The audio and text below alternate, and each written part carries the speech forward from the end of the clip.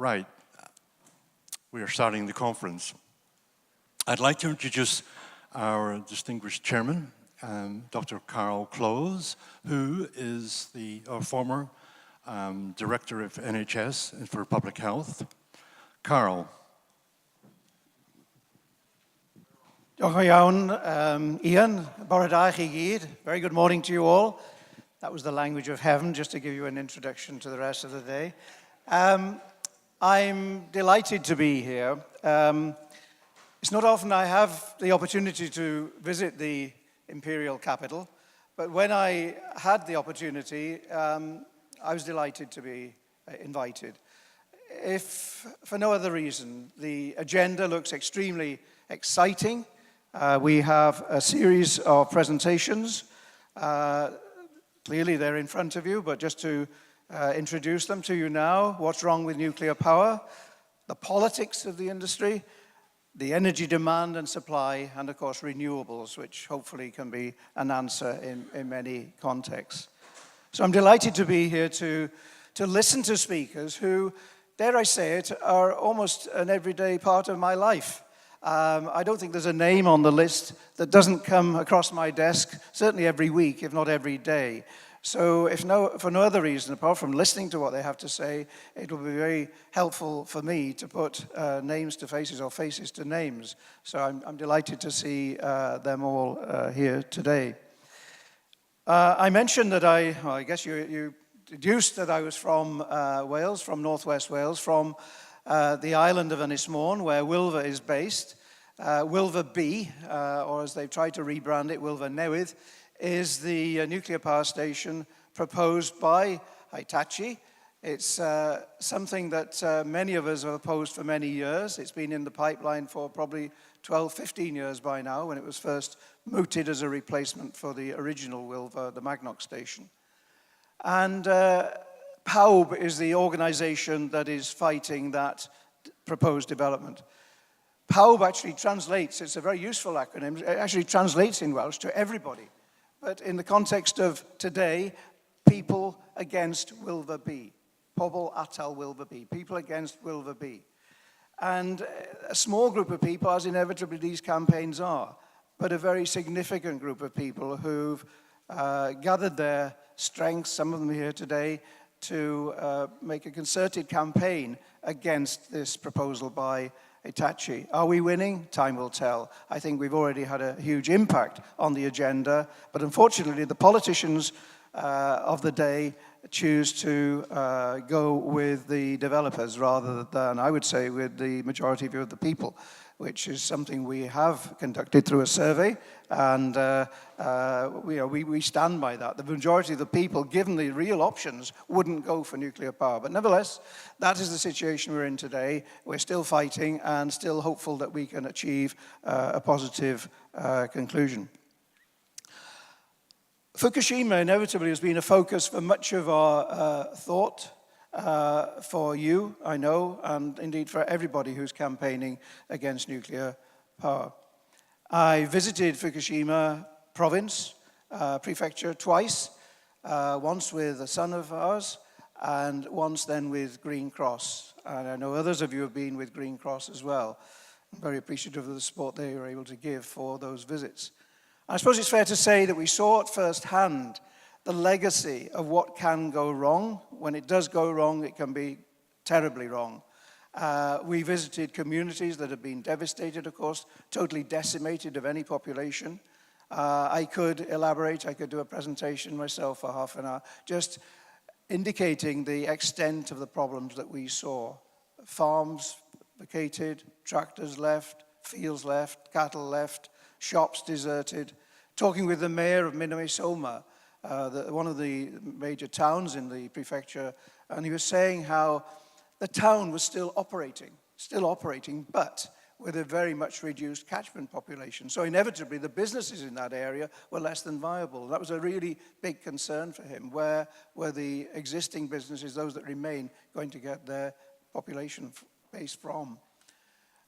So it was a daunting experience, and one that I would never wish to anybody else to have to face. Even the slightest danger of it, it seems to me, is too great a risk by far. My background is in health, in public health, and as a doctor, clearly the relationship between radiation and health of the population is something that concerns one, be that low-level radiation or clearly the aspects of the fallout from the radiation at the likes of Daiichi incident. And I suppose I say that when there are safe alternatives. I don't want to take the steam of everybody else who's going to speak this morning, but it's so important, I think, that we look at this in the balance. And I hope that at a time of particular stress here in London, and one can't help but empathize, as Ian said, with some of the significant events, very significant human events that have been in recent weeks, that this today can be a conference of hope and indeed peace in the midst of what must be a very traumatic time for this great city. So I'm going to stop there with those few introductory words. I believe we have a video from somebody who's a great, I've got a lot of time and respect for, Caroline Lucas, and I think we can now, I hope, I'm looking in the right direction, I think we can now see a video from Caroline. So thank you for your attention, and we look forward to the rest of the day. Thank you very much.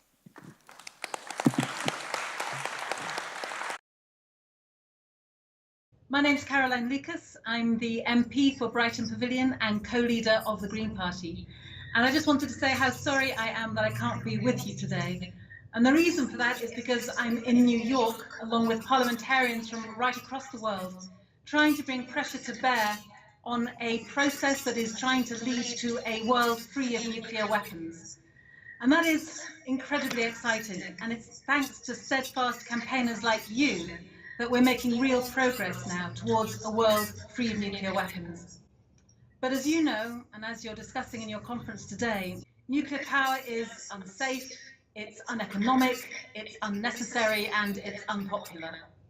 But support for nuclear technology from successive governments also impacts negatively on investment in the renewable, clean, green technologies that are the future. And despite that, we are seeing record-breaking performances from renewables. In the UK, for the first time ever, half of our electricity needs at midday on the 7th of June were met by the wind and the sun. And globally, it was reported that in 2016, renewable capacity increased by 17%. Now that is hugely welcome news, but the transition has got to happen more quickly, because as we know, the climate crisis is accelerating, and it's more urgent than ever that we leave the vast majority of fossil fuels where they belong, safely in the ground.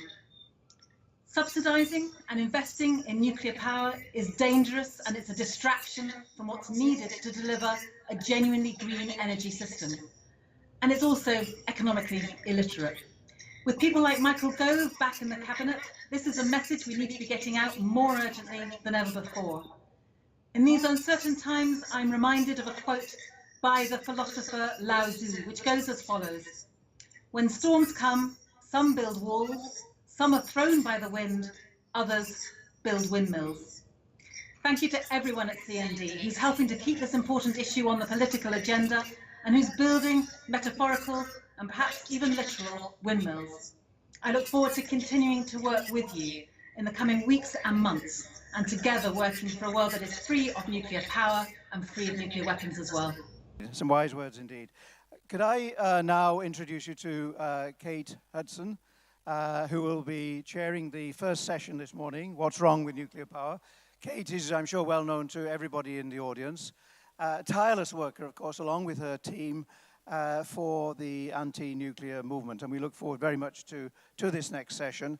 I think perhaps at the outset, at this moment, it would probably be appropriate for me to not just thank her for helping to organize today, but also to Ian on my left here for their tireless work in making sure that this becomes a great success. So, Kate, I hand over in your capable hands, and we look forward to the session. Thanks. Thanks very much indeed, Carl. Thanks to you all for coming. And on behalf of CND, I'd like to thank all our very distinguished speakers, because nuclear power is being challenged today as perhaps never before. We are all aware that British politics is in flux, so this is an exceptionally timely conference, and I hope from today we will be able to go out and very effectively challenge our government's policy on nuclear power and also challenge other party policies on nuclear power as well. So thank you very much indeed for being part of this process. So without further ado, I'm going to introduce our first speaker, Dr. Ian Fairlie.